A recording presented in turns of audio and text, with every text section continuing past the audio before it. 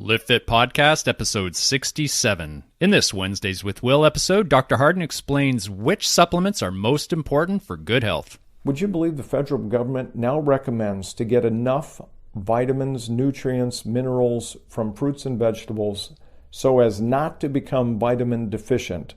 We should get 11 to 14 servings of fruits and vegetables per day. Well, I don't even know a vegan or a vegetarian who gets that many.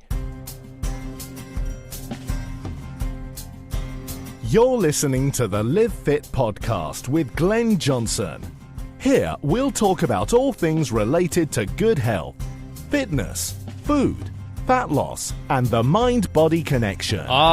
Yes, it is time once again for the Live Fit Podcast. I'm your host, Glenn Johnson. You are listening to episode 67. Today, Dr. Harden is going to tell us which supplements are the most important for good health. If you enjoyed this program, I'd like to encourage you to please share and subscribe so you will always have the most up-to-date episode available to you in your podcast catcher.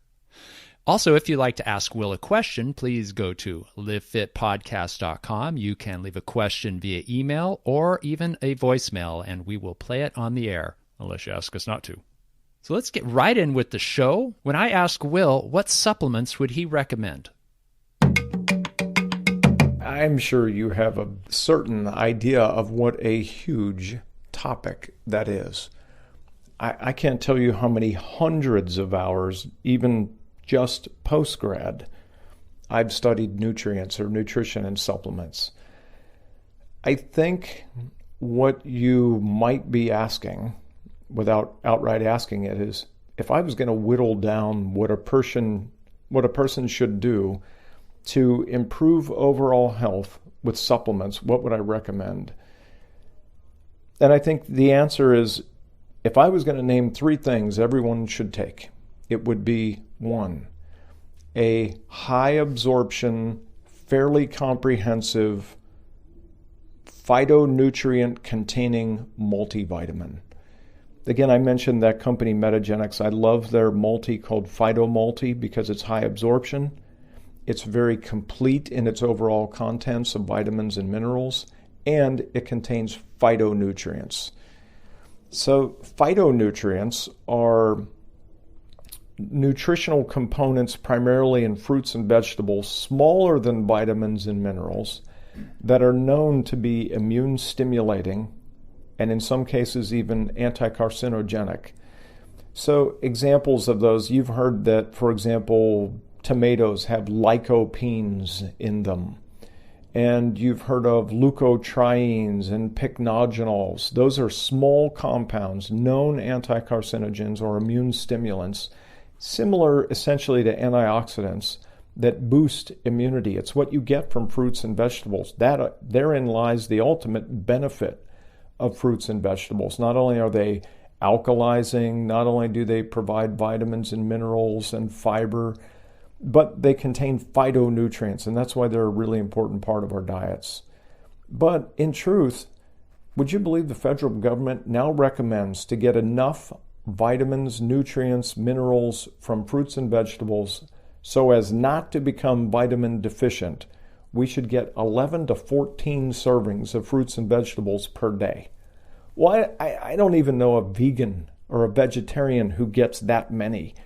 So the conclusion is, yes, in this modern day of food processing, farming techniques, food distribution methodology, it is believed that we cannot get enough nutrients from fruits and vegetables alone, and therefore a multivitamin helps to kind of cover your rear relative to the potential of developing deficiencies. Second nutrient to consider, fish oil. Fish oil is loaded with omega-3 fatty acids. Bear in mind, there are two types of essential fatty acids. They are called essential because our bodies must have them, and yet we do not manufacture them in our liver. Therefore, it's essential that we eat them, that we get them in our diets. We need omega-6 fatty acids and omega-3 fatty acids. We get omega-6 fatty acids from most nuts, seeds, vegetable oils, including olive oil, peanut oil, soy oil, corn oil, canola, safflower, sunflower, etc. In other words, we get lots of it because that's in almost all baked goods, packaged goods, crackers, snacks, fried foods, restaurant foods. We get omega-3 fatty acids from essentially three sources: fish, flax, walnuts. Those are the three main sources. We should get 1 or 2 times more omega-6 than omega-3. And in, for example, European countries, that's about what they get. But in the U.S. diet, we get about 20 to 30 times more omega-6 than omega-3. And we know that that disproportion promotes inflammation, autoimmune disorders, elevated LDLs and cholesterol levels, reduced HDL levels, the earlier onset of changes in brain function, including dementia or senility, can promote memory loss, changes in vision. So it is really important to make a point of increasing your consumption of omega-3 fatty acids in the form of fish, flax, walnuts. So when you make a smoothie, it's always a great idea to put a quarter cup of flax meal in a smoothie. Snack on walnuts periodically rather than just always snacking on mixed nuts, peanuts, or almonds. And to consume fish at least a couple times a week. Better yet, consider adding a quality, concentrated, purified fish oil to your daily regimen, to the neighborhood of 2 or 3 grams per day. I'm fairly particular about fish oil, though. To make fish oil, essentially, a manufacturer squeezes the carcasses of fish to extract the body oils, to concentrate the omega-3s and to remove all contaminants. Out of 100 gallons of fish body oil, 20 to 30 gallons of concentrated, purified omega-3 fatty acids are derived. These are put into tablets and sold at the tune of $35 to $80 a bottle for fish oil capsules. And that's usually like literally a month's supply if you're taking 2 to 3 grams a day. But the remainder of that body oil, 70 to 80 gallons worth, is completely legal and legit to call fish oil, put it in a tablet, and sell it for $10 or $15 a bottle. So if you are buying the cheapest fish oil you can find, that's what you'll pay. But you are not by any means getting a high concentration of omega-3 fatty acids that are certified contaminant-free. So one way that you might be able to tell that is if you open a bottle of fish oil and it reeks of it like a can of tuna, and if you take that fish oil and 15 minutes later you're burping up a fishy aftertaste, that almost certainly is not a concentrated, purified fish oil. So be careful where you buy it. Some store-bought brands that are very acceptable would be Nordic Naturals. And I carry multiple different purified concentrated fish oils. Rest assured, if you're paying a lot for it, it is almost certainly a purified concentrated fish oil. And somewhere on that bottle, certainly on the back label, it will tell you each tablet contains X or Y milligrams of omega-3 fatty acids. And there are 2 essential omega-3 essential fatty acids, EPA and DHA, and those should total somewhere between 500 and 1,000 milligrams per tablet. And then you can do the math at how many you need per day to get 2 to 3 grams per day. The third supplement that I think everyone should take is vitamin D3. Vitamin D3, also known as cholecalciferol, has been shown to be deficient in 59% of Americans randomly assayed. And if you live here in the Pacific Northwest, I assure you it's more like 90+% of people are vitamin D deficient. Bear in mind, vitamin D is made in the skin when you are exposed to sunlight. And the amount of sun that you would need to prevent vitamin D deficiency is said to be about 1 hour per day on a wide expanse of skin exposed to the sun without sunblock, because sunblock destroys the skin's ability to make vitamin D3.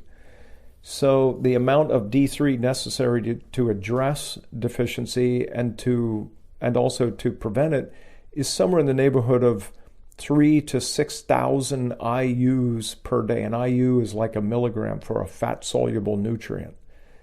So therefore, taking vitamin D3, certainly if you live in the Pacific Northwest, is a really wise idea.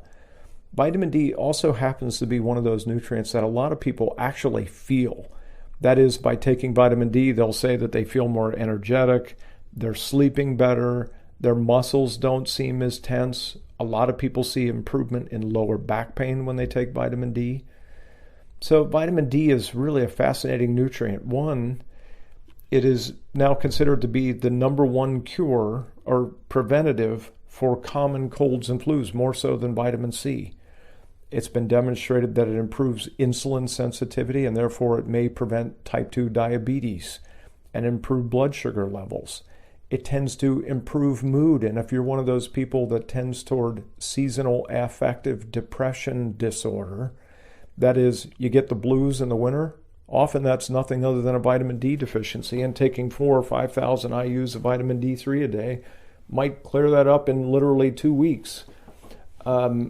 A really neat study at Creighton University School of Medicine on over 1,000 women taking vitamin D each day over a 4-year period had a 66% reduction in all cancers compared to over 1,000 women taking a placebo. That study fairly emphatically showed that vitamin D is anti-carcinogenic. It seems silly if vitamin D3 is non-accumulating, non-hepatotoxic, no side effects, no known harmful effect whatsoever. It seems silly not to take it. So those three things, a good high absorption multivitamin, multimineral with phytonutrients, omega-3 fatty acids in the form of fish oil, and vitamin D3, if only to kind of cover your rear for overall health, is a very wise consideration. That's great, Will. So, Will, I was looking through the questions that listeners have sent in, and I have one about supplements. Mm-hmm. I think it's probably pretty appropriate. Now, you may just have to repeat yourself because your answer might be very similar to what you just said, but this question is from Dan in Los Angeles. He says, I recently turned 50 years old. I'm in good health. I exercise for health, but I'm not an athlete, never have been, but I'm fit and of a normal, healthy body weight. Do you recommend any supplements I should take prophylactically as I age? Well, prophylactically, all of those things that I just listed are very appropriate. But what additional considerations does a 50-year-old have? One certain answer to that is at somewhere between 40 and 50, nearly all of us begin to develop indications of one or two or all joints showing some degenerative change. And by that I mean some wearing of, thinning of cartilage. Cartilage is the smooth, glistening surface of bones at all joints that help to keep them lubricated and essentially friction-free. There is one nutrient that for sure is known to increase the production of cartilage, and that's glucosamine sulfate. In the sulfate form, there is ample research that demonstrates that glucosamine sulfate does in fact increase the activity of a cell called a chondroblast. A chondroblast is the cell that makes or produces cartilage. We often see it combined with chondroitin sulfate and with something called MSM, or methyl sulfonyl-methane. And whereas MSM does seem to improve pain in people, for example, with fibromyalgia and sometimes arthritis, we don't know that that promotes growth of cartilage or synthesis of healthy joint tissue. It does seem to help with chronic pain syndromes. Chondroitin sulfate, some people swear by it, but it kind of amounts to this. The pores in your capillaries are only so big. We'll say the size of a baseball. Glucosamine sulfate is the size of a golf ball, and chondroitin sulfate is the size of a softball. And you know that you can't get a softball through a baseball-sized hole.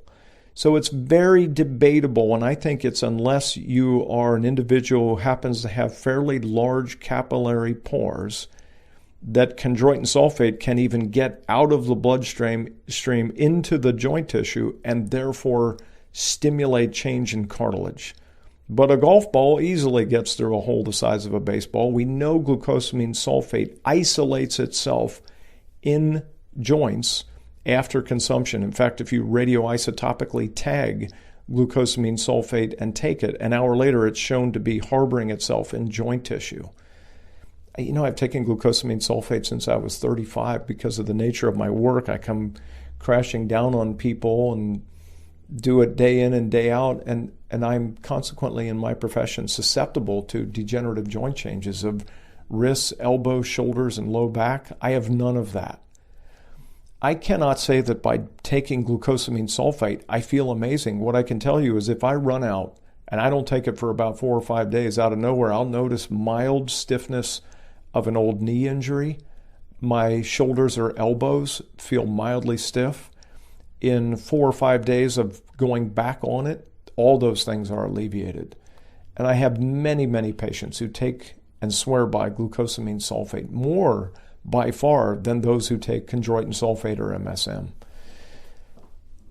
I could go into depth on the wisdom of a 50-year-old male seeking guidance, probably with a naturopath, as it relates to assessing and possibly addressing falling testosterone levels. But there is no one nutrient that I can tell you will suddenly boost your testosterone levels. But I think a 50-year-old male is well advised to have that assessed. So I think I'll stop there relative to discussing testosterone because that's a whole new can of worms. I do want to make a caveat to that. The dose of glucosamine sulfate necessary to have clinical effect is 1,500 milligrams per day. You can take it all at once. You don't need to spread that out. And usually it comes in a 500 or a 750 milligram capsule. So 2 to 3 of those, depending on the dose, each day. You can take it with food, without food, no side effect. It is derived from seafood and yet, namely from shellfish, but even those with shellfish allergies generally have no problem with glucosamine sulfate because it does not include the proteins and therefore it does not induce an allergic response. Thank you, Dr. Will Harden. As always, I really appreciate your words of wisdom. It's so educational, so interesting. I always learn something whenever I talk to you. In fact, that's why I wanted to start this series, the Wednesdays at Will series, because every time I speak with Will, I'm just blown away with how much he knows and how much you guys need to know this stuff. So if you found this show valuable and would like to help support it, please consider donating $1 an episode or whatever you can afford. You can go to livefitpodcast.com and look for the big orange Be a Patron ad on the sidebar, on the right sidebar. Or you can also share or subscribe. You know, I have a goal of helping 1 million people find fitness, but I'm going to need some help. I could really use your help by spreading the word. Share this episode, share my articles with your friends, with your family. If you found it interesting, certainly somebody else will. Maybe you can help save a life. And finally, if you'd like to leave me or Dr. Harden a question, go to livefitpodcast.com. You can leave a written or a verbal question. Thank you very much for lending me your ear, and I will leave you with this little ditty.